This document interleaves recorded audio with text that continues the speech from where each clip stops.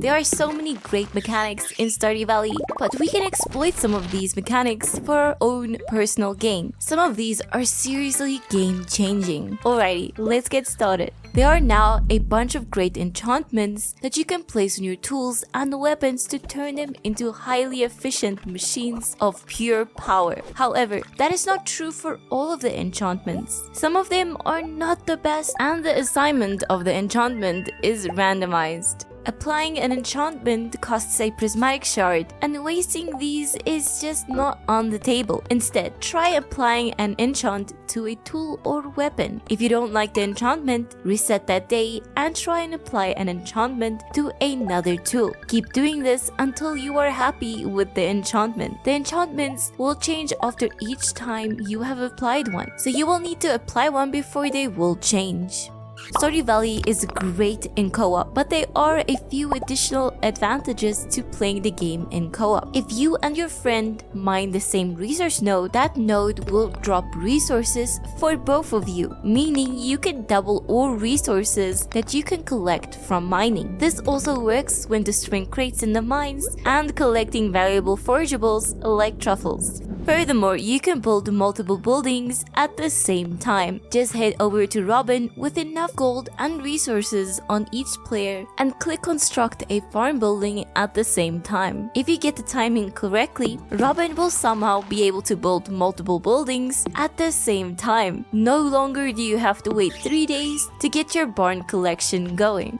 The next one is great if you are playing solo but still want to benefit from the advantages that co-op can bring you. Complete one of Mr. Key's special order requests, and just before you complete the quest, plug in a controller and add another character in split screen. Then complete the quest. This will cause all players in the game to get the same reward, meaning you can double and even quadruple the amount of key gems that you can get. Then just take all of your split screen characters to Mr. Key and buy the rewards for your main character. Berry packs are extremely helpful because we need them for both iridium sprinklers and crystallariums. However, we will need to wait for a stormy day to get berry packs from lightning rods, and stormy days can be quite rare. Well, they don't have to be rare. If you use a rain totem on a stormy day, it will cause the next day to be a stormy day as well. And you can continue to use rain totems to make every day stormy. You will be swimming in berry packs before you know it.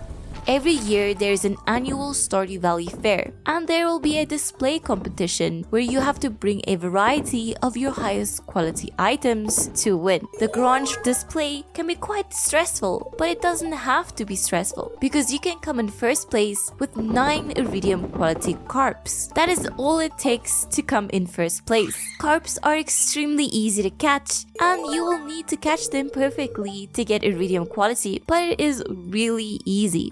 If it is your first time at the Stardew Valley Fair, you will need a few more star tokens to get to the star drop. Just bet 50% of your star tokens on green on the wheel, and you should easily win enough tokens to get your star drop. The wheel is rigged to favor green.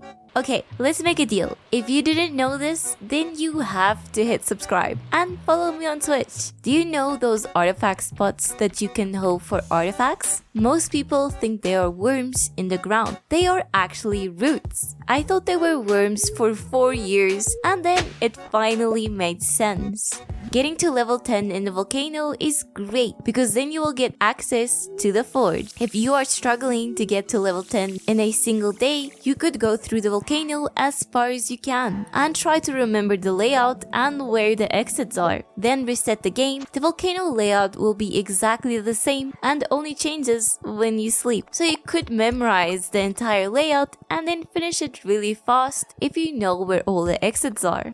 I released a video showing how wheat can keep your farmland tilled and preserve your fertilizer for the next season. And you guys left a great tip that makes this process even better. If you have a large piece of land that has fertilizers or speed grow on it and don't want to lose those expensive enhancers, you could fill up your entire farmland with fiber seeds on the last day of fall. Fiber seeds can grow in any season, meaning these will grow in winter and they will preserve your farmland, keeping them tilled tilled and fertilized. If you have many seeds, you can harvest your fiber and replant them. If you don't just leave the matured fiber crop over the entire winter, and when spring hits, the entire farmland will remain tilled, fertilized, and ready for you to plant new crops. Doing this will make crafting fertilizers so much more valuable as they will never expire between seasons.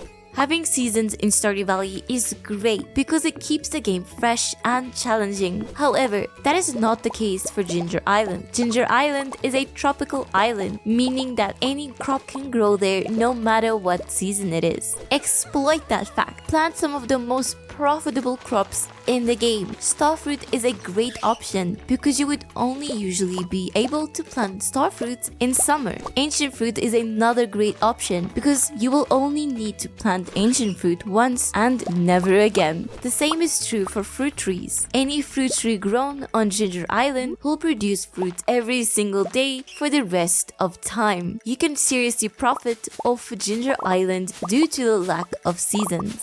On top of that, you could also profit off of fairy rose honey. To the left of your Ginger Island farm, there are a few spots where you can grow fairy roses. Plant fairy roses there and place as many bee houses as you can around those flowers. These bee houses will produce fairy rose honey every 4 days forever. You will never have to replant the flowers and be forced to harvest regular honey again. Panning is an interesting feature in Stardew Valley. We kind of never use it because panning spots seem so rare and the rewards aren't always that good. Well, with the addition of the latest 1.5 update, panning now is kind of overpowered. At the dig site of Ginger Island, there is a massive chance that a panning spot will appear every single in-game hour. This will result in you obtaining a ton of resources which can be used or even sold. Panning at the dig site is just really good. Make sure to go on good luck days because this will increase the chances of getting valuable gems like diamonds. In the sewer, you can find the Statue of Uncertainty. You can use the statue to change your profession for the low price of 10,000 gold. Take advantage of the statue. You could change your farming profession to the agriculturist profession so that your crops will grow faster. You can then change your farming profession again to the artisan profession and increase the sell price of all of your artisan goods. Take advantage of the Statue of Uncertainty and maximize your profits. And those are some of the mechanics that we can exploit for profits. If there are any other great mechanics that I missed, please drop them in the comments below. I am always keen to learn more, but for now, I will see you in the next video.